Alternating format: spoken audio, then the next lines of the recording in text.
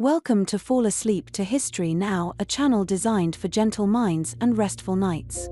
Here, the past arrives softly, in quiet tones and thoughtful rhythms. Each story asks nothing of you but presence. Whether we're baking bread in a colonial kitchen or sorting letters by lantern light in Victorian London, this is a place where history breathes slowly, and so do you. Let this be your nightly ritual, a moment to learn, to listen, and to rest. Before you drift off, let us know in the comments, what time did you arrive tonight, and where in the world are you listening from? We'd love to see how far and wide our quiet little corner reaches. And if you enjoy these calm journeys through time, gently tap subscribe, and let sleep find you here again tomorrow. How the Victorian Post was sorted: letters, stamps, and quiet routines. Introduction. The whisper of paper and ink. There is a stillness in memory that sometimes speaks louder than sound: the rustle of parchment, the gentle tap of pen against inkwell, the slow shuffle of boots on a cobbled path before dawn. In the age before email and phones, before voicemail and texts, communication moved with a rhythm as steady as breath. This was the world of the Victorian Post. This story unfolds not in grand halls or on bustling battlefields, but in quiet sorting rooms lit by gas lamps, on rural lanes bordered by hedgerows, and in the careful movements of hands that folded, stamped, and carried letters. Today, we trace the soft cadence of a system built not on noise but on routine, a world where letters were small acts of hope, stamps were tiny symbols of trust, and postmen were steady figures in dark wool and brass. This is a gentle journey through mail routes, stamp albums, and the daily schedule of the Victorian postal worker, a life arranged by time, by envelope, by habit. Let us begin. Chapter 1. Before the Post. The slow origins of British mail. Long before the Victorians revolutionized it into a marvel of modern efficiency, the British postal system was a complex web of privilege and inefficiency. In the 17th and 18th centuries, only the wealthy could afford to send letters, and the receiver paid postage, not the sender. This transformation is a fascinating journey of progress and change. By the 1830s, the concept of universal postage had gained traction, championed by a schoolmaster named Rowland Hill. He proposed a flat rate of 1 penny per half ounce, and with that suggestion came a revolution. The penny post was born in 1840, and with it, the first adhesive postage stamp, the penny black. This quiet change transformed everyday life. It allowed clerks to write to sisters, soldiers to write to mothers, and sweethearts to send secrets through the streets of London or the lanes of Yorkshire. In the 1840s, the post became not just a system, but a daily ritual. The penny post was not just a system, but a catalyst that brought people closer. Chapter 2. The morning begins. Inside the London sorting office. In the heart of London, at St. Martin's le Grand, stood the General Post Office East. It was not a place of grandeur, though its columns and clock tower tried to say otherwise. It was a place of movement and method. Each morning before the city stirred, bags of mail arrived by horse-drawn cart and were unloaded into the cavernous sorting rooms. Here, clerks in waistcoats and rolled sleeves took their places at long wooden benches. The air smelled of ink, wool, and paper. Gas lights hissed overhead. The soft murmur of greetings gave way to the familiar rhythm of sorting. The flick of envelopes, the soft thud of stacks falling into pigeonholes, the scrape of boots on flagstones. Each letter was inspected quickly, a stamp checked, an address read, and a destination identified. They were sorted first by major region, then by town, and then by local district. There were no machines, just fingers, eyes, and memory. Clockwork chutes transported sorted mail to ground-level bags. There was little talking. Most clerks preferred the quiet, a hum of mutual purpose shared by those who moved a nation's messages without fanfare. Chapter 3. Country lanes and postal walks. Away from the city's gas lamps and brick courtyards, in the countryside of Devon or the rolling hills of Derbyshire, a different rhythm guided the mail. Here, the postman was not one of many, but often the only one, a solitary figure on a long daily loop. Imagine him, just before dawn, dressing in wool trousers and a navy tunic in a cold stone cottage. His hands are calloused, steady, and used to holding leather and parchment. On his back, a satchel hangs, brown leather worn soft at the edges, straps adjusted by habit. His boots are heavy. Some postmen walked up to 15 miles a day. In winter, the mud could pull at the soles until the laces frayed. In summer, the dust clung to the wool of his trousers. He knew every dog on his route, every gate that creaked, every chimney that smoked before breakfast. He might pause to take tea at a farmhouse, exchanging no more than a nod. He delivered more than mail. He was part of the daily clock. When he came, people knew the day had started. When he hadn't yet arrived, they listened for footsteps. The postman was not just a messenger, but a symbol of community and trust. He did not rush. The post was not a race, it was a ritual. Chapter 4: The Uniform and the Bag. The Victorian postman was easy to recognize, even from a distance. His uniform was formal yet functional, a deep navy tunic of heavy wool, often double-breasted, trimmed with red piping and embossed brass buttons. His cap bore the royal cipher, VR, for Victoria Regina. It gleamed when polished, as it often was, especially in towns where the postman was as much a fixture as the lampposts. The satchel was the heart of his work, a leather bag lined with waxed canvas, carefully packed each morning by clerks who knew not to crumple the corners or mix destinations. Letters were placed in descending order of delivery, with parcels cushioned where possible to avoid breakage. The post office issued strict guidelines. Postmen must be punctual, polite, and never open a letter. There were even height requirements. 5 feet 6 inches was preferred. If his boots grew worn or his satchel cracked, he was expected to mend them before the next round. He was paid modestly but steadily, more than a laborer, less than a teacher. Still, his job brought security and respect. Children watched for his arrival. Old women greeted him with the same phrase every morning. He was trusted because he was consistent. Chapter 5: The Pillar Box and the Public's Role. Before 1853, letters were handed in over the counter, but this changed with the introduction of pillar boxes. At first painted green, then later the deep red we recognize today, these cast-iron posts dotted streets and stood sentry on village greens. They were designed to blend in, practical, not ornamental. People posted letters at all hours, but mornings and late afternoons were the busiest times. Housewives walked to the box after preparing breakfast, letters tucked in apron pockets. Clerks mailed invoices before catching the omnibus. Schoolboys, wide-eyed, dropped Valentine cards into the slot and fled. Each pillar box bore a tiny metal plate showing collection times. In cities, there were as many as 12 collections per day. In smaller towns, perhaps 3. However, the rhythm was well known and maintained. Posting a letter was an act of intention. There were no hasty texts, no accidental send buttons. You folded the paper, chose the stamp, and walked, sometimes across town, to drop it in. It was a slow form of speaking, and that slowness made the words feel heavier and more considered. Chapter 6: The Afternoon Post. A Second Wave. In many Victorian cities, one post was not enough.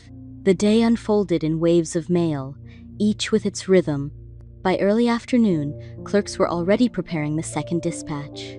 Letters that had arrived mid-morning were sorted quickly as daylight streamed through high windows.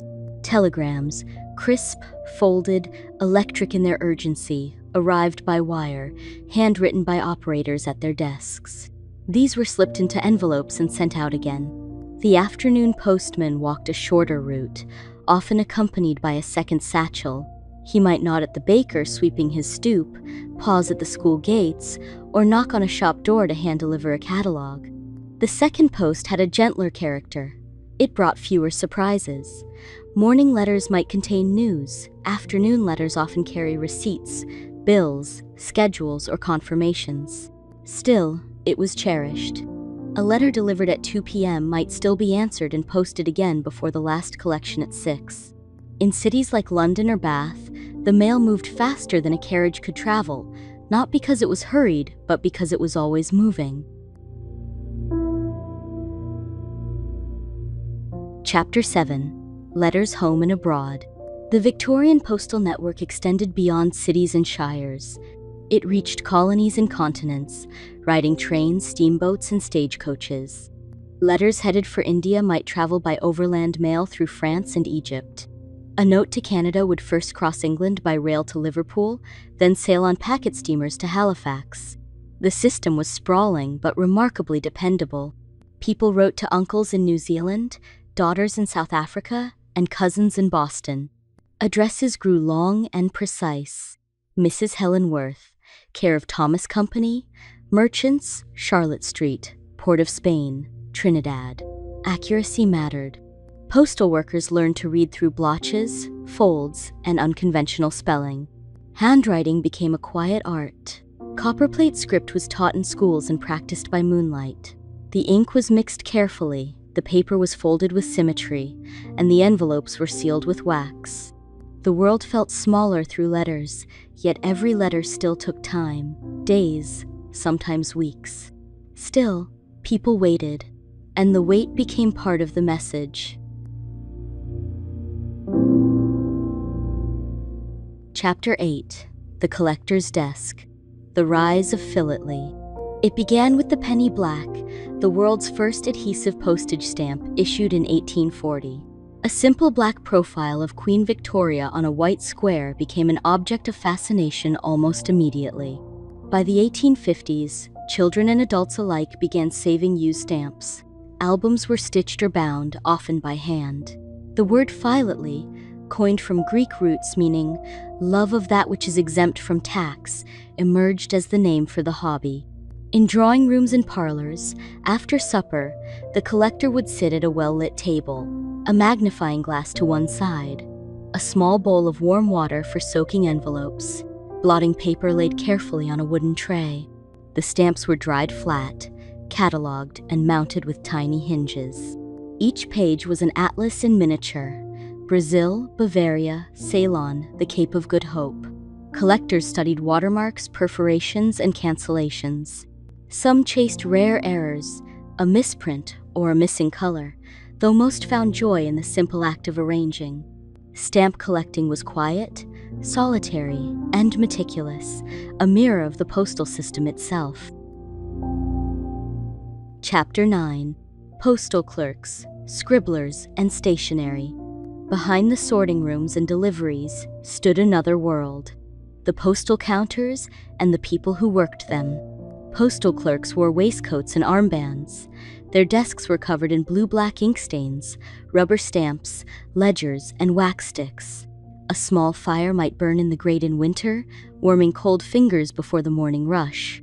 The tools of their trade were modest but many: bone-handled letter openers, sealing wax in red and gold, and wooden drawers for registered mail.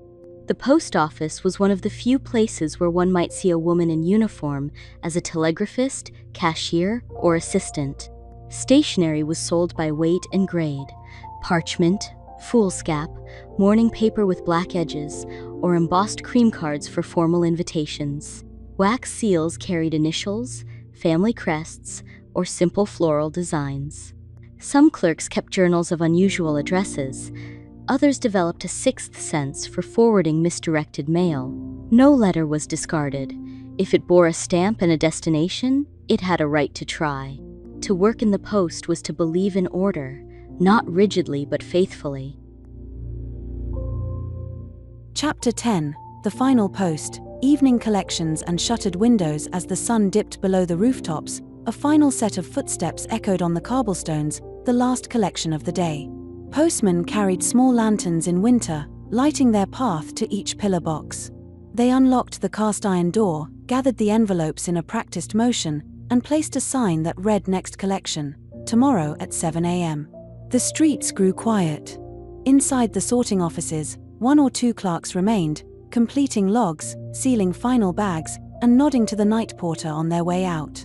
In homes across Britain, candles were extinguished, shutters drawn, and letters left on hallway tables, ready for the morning. The mail was always in motion, always between someone and someone else, always on the way. But for a few hours each night, it slept too. Chapter 11. Known by name, known by route. The postman and his people. He is known by name, though rarely spoken aloud. In the village he serves, nestled between quiet lanes and low stone walls, the postman is not just a carrier of letters but a fixture in the daily rhythm of life. Each morning, just after the rooks stir and the baker stokes his oven, his boots can be heard on the outer walk, a steady, familiar sound, more clock than man. People listen to him, not with urgency but with expectation. He is part of the pattern. The clatter of his latch key against the iron mouth of the pillar box, the tap of his knuckles on a cottage door, the soft clearing of his throat when handing over a parcel too large to fit through the slot, these are sounds that shape the day more subtly than bells or horns. He does not linger, but he is not in haste. In the same way, the sun rounds the hill each day at the same angle, and his movements repeat. Miss Fenwick, who keeps a milliner's shop on the lane, opens her door at the sound of his footsteps, always with a morning, Mr. Lacey. Her name was for him, not his own. Children, some of whom know him only as the man who gives their birthday cards to Mum, wave as he passes the school gate. He knows which families leave their letterbox lids too tight in winter. He knows who has handwriting like river reeds and who seals envelopes with pressed violets. He knows the young man who receives brown parcels from London, always wrapped in string and tied precisely, the woman on the hill who sends postcards to herself from every coastal town she visits. In this village, there is no need for greetings beyond nods. The relationship between postman and townsfolk is not built on conversation but on observation. He is trusted not because he speaks but because he arrives. On Tuesdays, he carries letters from a local son now stationed in India. He does not read them, of course, but he recognizes the envelope, thick, creased, and stained slightly from its travels. When he hands them over, he does so with the same solemn nod. The mother, always dressed in navy, never opens the letter until she is inside the house. He sees more than most, not in detail, but in tone. He knows when handwriting falters. He notices when once frequent letters no longer come. He can tell when a parcel is heavier than expected or a return address is new. He never comments. But he holds these things gently, like eggs in a basket. When the village doctor takes ill, the postman becomes the quiet conveyor of news. Not by whispering but by delivering the increased flow of cards and envelopes bearing unfamiliar stamps and worried scripts. When a baby is born, he sees the change in shape, the rounded envelope, the carefully written to the proud parents. He brings more than mail. He brings presents. In places where routine is the scaffold of emotional life, where postmarks and postage marks change, the postman becomes a symbol of continuity. At Christmas time, his hands are chapped from handling so many greetings, his sack weighted with tins of biscuits and knitted scarves given in thanks. He leaves each gift untouched until the round is done, piling them beside him on the cart, nodding in gratitude. He remembers which child gave him which card and which house leaves a mince pie on the stone wall. He does not speak of these moments. He would not call them friendships. But they form a web around him nonetheless, quiet, invisible, and steady. He is not alone in his rounds, though no one walks beside him. When Mrs. Alders fell and broke her hip, it was the postman who found the uncollected letter still in the box 2 days later. He tapped on the pane, peered in, and knocked again before alerting the neighbor. He waited outside until help came, his breath clouding in the February air. His knowledge is lived, not written. He has no list that tells him which dogs bark and which only bluff, which gardens have slippery moss on the path, or whose gate sticks in the rain. He learns these things as a tree learns the wind, through repeated, daily touch. In the summer, the postman's interactions are a few seconds longer. A conversation about raspberries. A comment on the hedge. He is handed fresh water in a glass and, Once, a slice of plum cake. In winter, people wait with kettles near-boiled, should he need warming. He rarely accepts but always thanks. His route is a thread stitched into the fabric of the place. And he, needle-like, passes through it again and again, never leaving a hole, only a pathway. He has seen children grow. He has marked the shifting generations not by birthdays or years but by the handwriting on envelopes, first the parents, then the children, then a return to silence. He is not a family member, not a friend, but something else, something continuous. When the church roof began to leak, it was the postman who noticed the increase in correspondence with the vicar.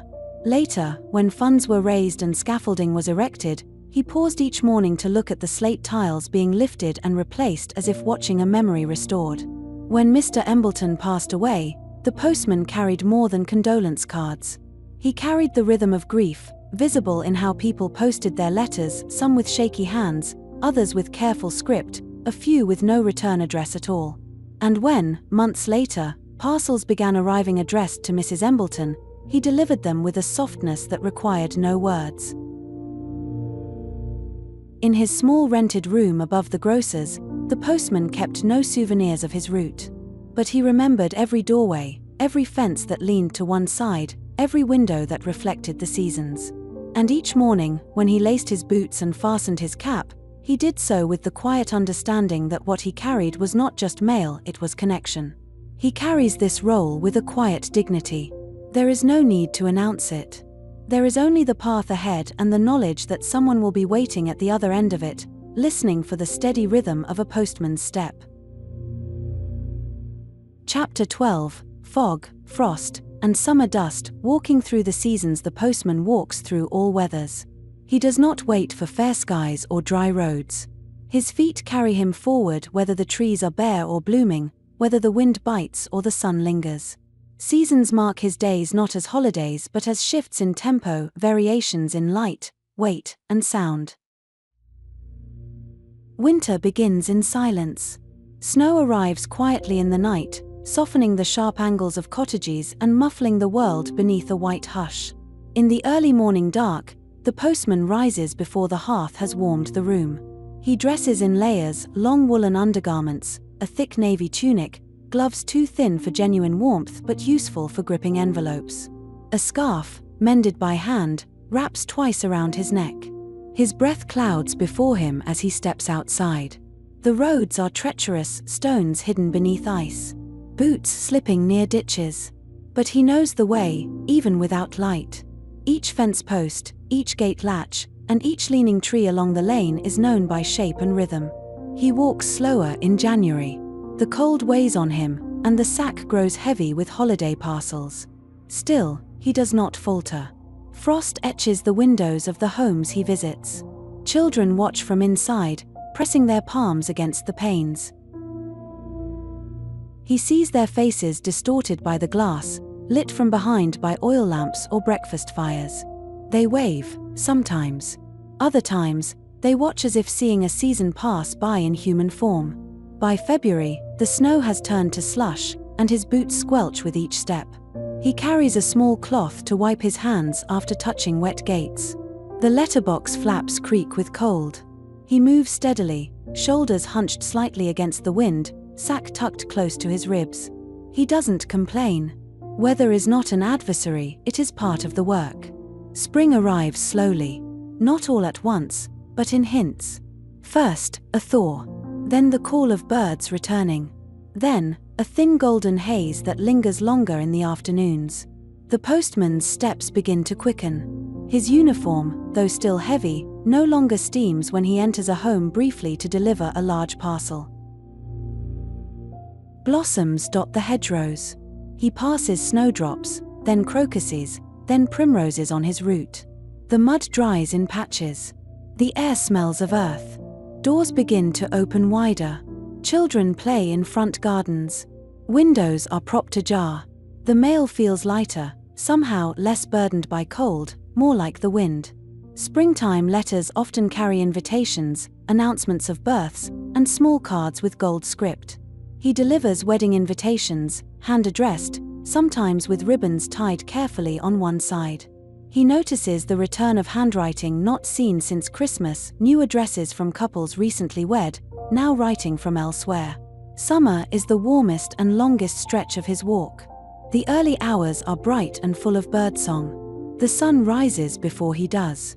He leaves his lodging in a short-sleeved undershirt and carries his cap in hand until the heat begins to press. Dust collects on the lane. His boots leave tracks. The leather strap across his shoulder sticks slightly to his skin as the day warms. He carries water in a flask, takes occasional breaks beneath trees, and once, memorably, was offered a slice of lemon and cucumber from a child's picnic set out beneath a willow. With warmth comes a change in pace. People linger at the door. They talk about the weather. They ask about letters, even when none are delivered. He does not mind. These exchanges are brief but pleasant, a moment of cool in the long march of heat. In July, he passes roses heavy with bloom. Bees buzz near his ear. He walks through narrow lanes bordered by tall grasses and hears the dry rustle of wind through stalks. He avoids puddles that have turned to cracked patches of earth. His hands tan. His scarf is packed away. Autumn arrives not with a chill but with a dimming. The light grows low and golden. The trees turn, first the chestnuts, then the beeches. Leaves collect in doorways. His boots now brush through drifts of color. The air smells of wood smoke and damp earth. It is the season of harvests, of postmarked gratitude. Letters in autumn often carry receipts, harvest updates, and school reports. Parents post off packages of woolens to sons at university. Daughters write from London, enclosed with pressed leaves or sketches of shop windows. The postman reads none of it, but he senses the tone, slower, thoughtful, touched with nostalgia. By October, the rain returns. Not fierce storms, but a steady, soaking drizzle. He wears a cape that sheds water in dark rivulets. His sack is now made of waxed canvas, better against the wet. He adjusts his grip more often. His fingers grow stiff by the final stretch of the route. The year turns inward. Houses close their shutters earlier.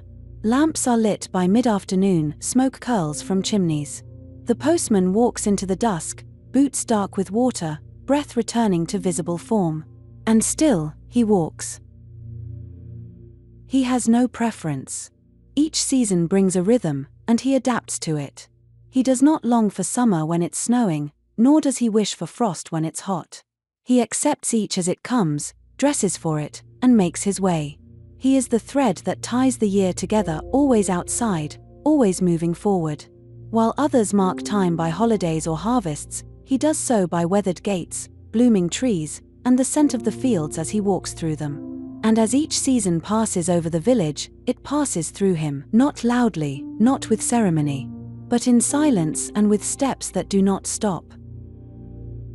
Chapter 13. The long quiet in between, the postman's thoughts between the houses and the hedgerows, between the stops and starts of his delivery, there is space.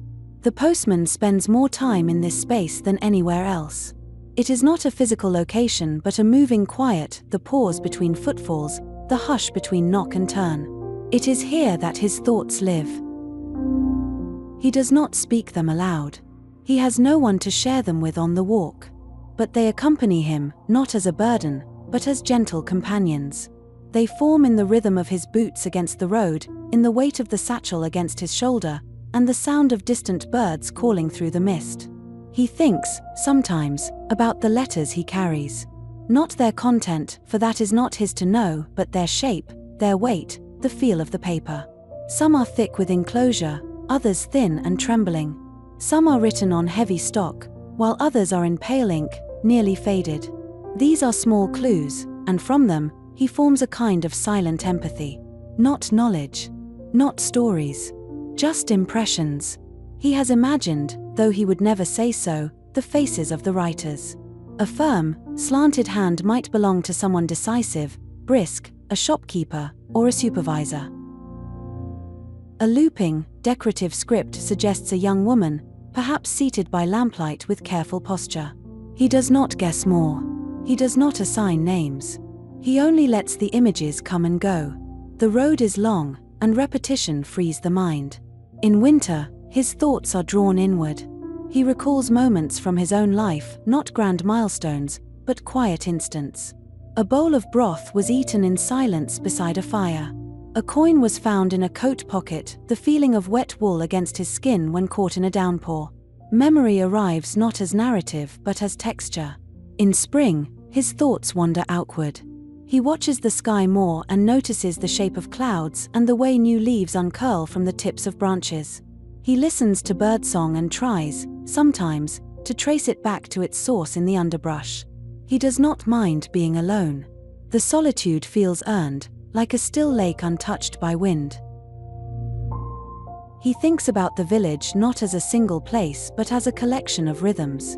The woman who constantly sweeps her stoop after breakfast. The boy who chases chickens before school. The man who stands each morning at the end of his lane, pipe in hand, watching the same field he's watched for 30 years. These small movements form the tapestry of the place, and the postman sees them all. He does not judge what he sees. He does not linger on gossip. He holds everything gently as if it were breakable. There is a reverence in the way he regards his surroundings, not awe, but appreciation. It's like a man reading a favorite passage for the 100th time, still finding it worthwhile. Sometimes, as he walks, he composes letters he will never send. Letters to people he once knew. Letters to no one in particular. He frames the sentences in his mind, adjusts them, and tries different phrasings. He writes with the weather, using clouds as punctuation and wind as tone. He lets the imaginary ink dry slowly in his mind, sealing each letter in thought. He considers the nature of routine, the comfort it brings, the danger of it, too. How easy it is to become so accustomed to movement that one forgets the meaning behind it. But the mail reminds him.